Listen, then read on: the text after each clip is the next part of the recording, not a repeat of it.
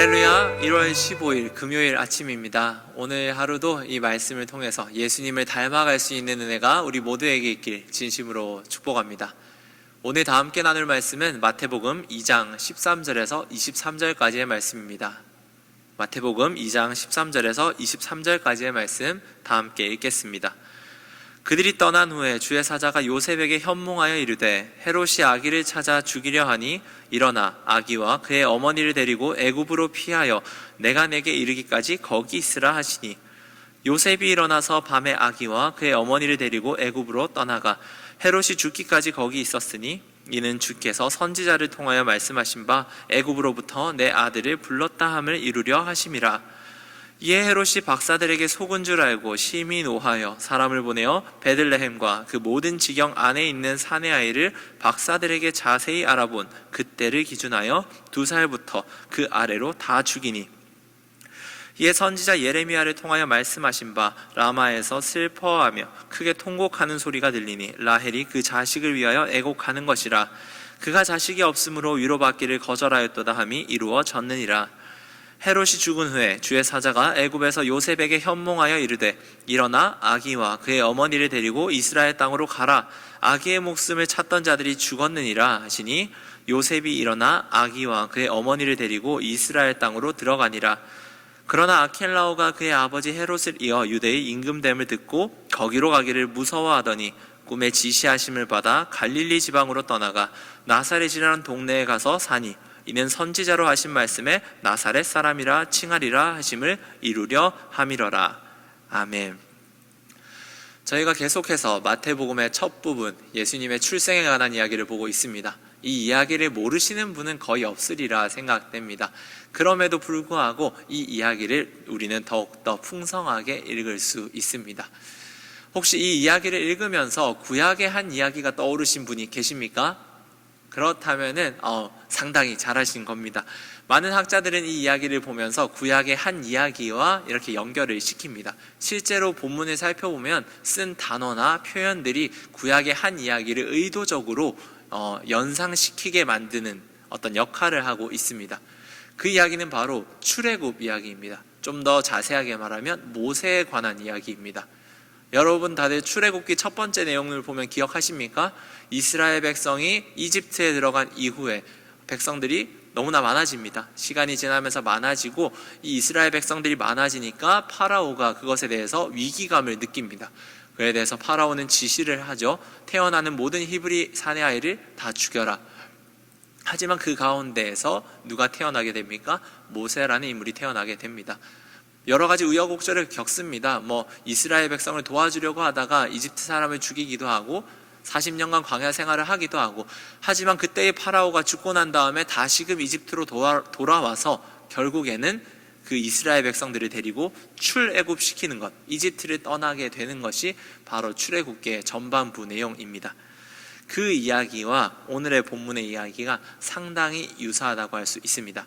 조금 더 자세하게 말하면 마태복음을 적는 사람은, 이 저자는 무엇을 노렸다는 겁니까? 이 이야기를 일종의 출애굽의 새로운 이야기로 읽어야 합니다 라는 방식으로 이 이야기를 써내려갔다는 겁니다. 그러면 생각해 보겠습니다. 예수 그리스도께서 이렇게 이집트로 왔다가 나오는 이야기들이 지금 어떻게 된다는 겁니까?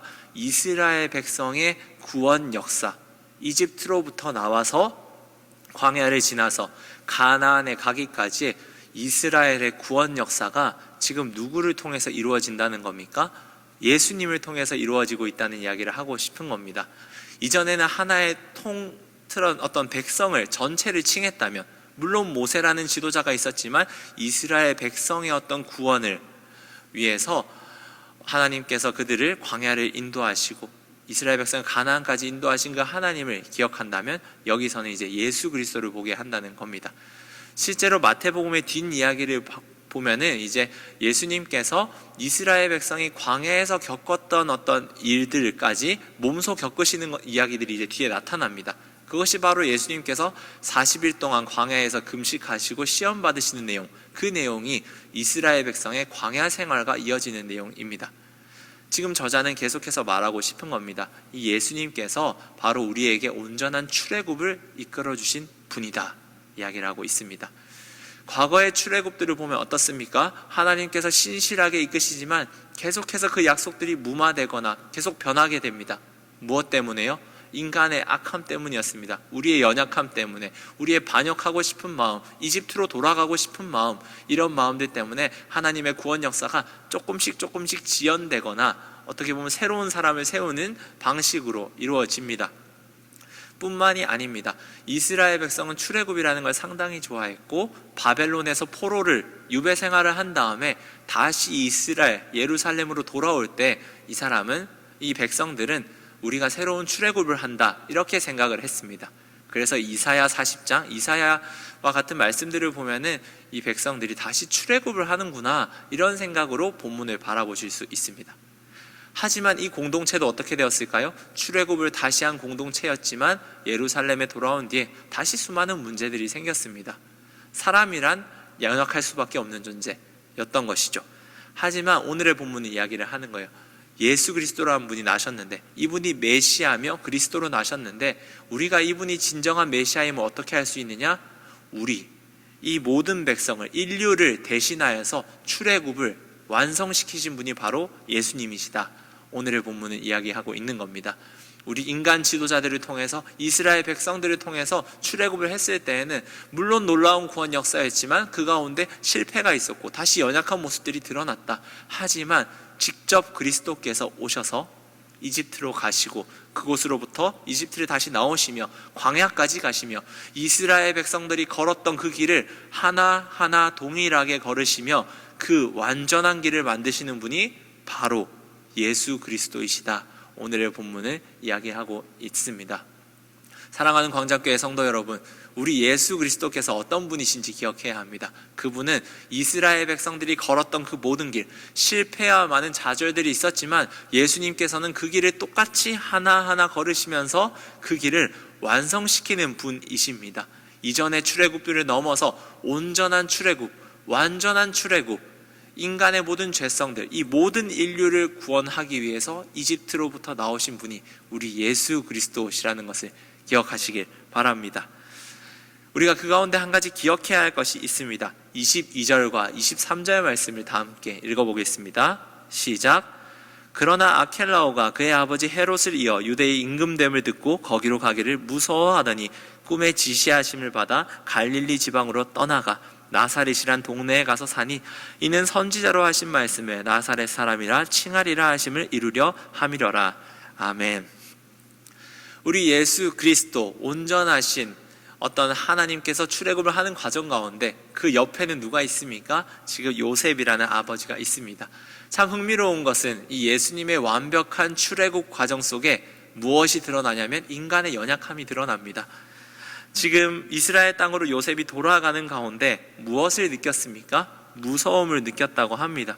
두려움을 느낀 겁니다. 우리가 하나님의 일을 하면서도 순간 자신들의 연약함을 느끼지 않습니까? 나의 한계, 나의 두려움, 나의 무서움 느낍니다. 때로는 어떻게까지 생각합니까? 나의 연약함 때문에 하나님의 계획을 망치진 않을까? 하나님께서 나에게 예비하신 모든 것들을 못하는 일들이 일어나지 않을까? 이런 생각들을 할 수가 있습니다. 하지만 예수 그리스도에 향한 그 약속을 붙들고 자신의 이집트를 떠난 사람에게 하나님께서는 어떻게 하십니까? 이 연약함마저도 하나님의 놀라운 섭리로 바꾸어 간다는 것입니다. 요셉의 입장에서는 그저 두려워서 다른 곳으로 간 겁니다. 두려워서, 너무 무서우니까 꿈에 하나님께서 다시 천사를 통해 지시를 해주시고 나사렛이란 동네로 가게 됩니다. 하지만 이것은 또 어떤 하나의 말씀을 이루는 역사가 되고 하나님의 놀라운 구원 섭리가 되었다는 것입니다. 이 말씀은 참 우리에게도 위로와 희망이 되는 것 같습니다. 우리가 예수 그리스도를 구주로 고백한 이후에 마치 이집트로부터 떠난 삶을 살고 있지 않습니까? 더 이상 이집트는 아니다 라고 생각을 해서 떠난 것이 우리의 신앙입니다. 하지만 두려움이 사라졌습니까? 두려움 남아 있습니다. 무섭습니다. 연약함, 유혹 느낍니다. 요셉과 같은 것이 바로 우리의 삶이라는 것이죠. 하지만 그 가운데 이런 연약함과 두려움이 있음에도 우리가 완전히 무너지지 않을 수 있는 이유가 무엇입니까? 하나님께서는 우리가 그 이집트로부터 떠나기로 결심을 했다면 우리의 연약함들이 있을지 모르지만 그것들을 넘어서 하나님의 놀라운 구원 역사와 섭리를 이루어 가신다는 사실입니다. 그것이 바로 우리가 가질 수 있는 희망이요 하나님의 어떤 축복이라 할 수 있습니다. 사랑하는 광장교회 성도 여러분, 오늘 하루 어떻게 살아가시겠습니까? 우리의 연약함 바라볼 수 있습니다. 하지만 그럼에도 불구하고 이것들을 넘어서는 하나님의 섭리, 하나님의 놀라운 구원의 은혜를 기대하시길 바랍니다. 이것은 아무것도 하지 말라는 말이 결코 아닙니다. 이집트에 머물러 있는 것이 아니라 이집트로부터는 떠났습니다. 하지만 그럼에도 불구하고 우리들이 가지고 있는 두려움과 연약함, 이것들 주님께서 충분히 모두 다 아십니다. 그 하나님을 신뢰하면서 오늘 하루를 살아갈 수 있는, 또한 그 예수님의 은혜를 마음껏 누릴 수 있는 저와 여러분이 되길 진심으로 소망합니다. 기도하겠습니다. 하나님 아버지, 예수 그리스도의 나심과 예수 그리스도의 어린 시절을 돌아보노라면 하나님의 놀라운 구원 역사를 다시금 발견하게 됩니다. 이스라엘 백성을 구약시대부터 출애굽시키셨던 하나님, 하지만 인간의 연약함 때문에 그 구원 역사는 물론 놀라운 일이었지만 그럼에도 불구하고 한계가 있었습니다. 하지만 주님 예수 그리스도를 통해서 보여주심은 진정한 출애굽이 이것이며 모든 인간을 해방시키기 위한 놀라운 구원 역사가 이 자리에 있다라고 말씀하여 주시니 감사합니다. 특별히 이집트로부터 떠난 우리에게 아직도 두려움이 있습니다. 요셉이 느꼈던 두려움이 우리에게도 있습니다. 그럼에도 불구하고 이것들을 넘어서 신실하게 하나님의 역사를 이루어 가시는 그 하나님의 섭리를 보게 하여 주시고, 또한 그 하나님의 섭리를 통해서 우리가 하나님을 더욱더 굳건히 신뢰하며 오늘 하루를 살아갈 수 있는 우리 모두가 되게 하여 주옵소서. 이 모든 말씀 예수님의 이름으로 기도드립니다. 아멘.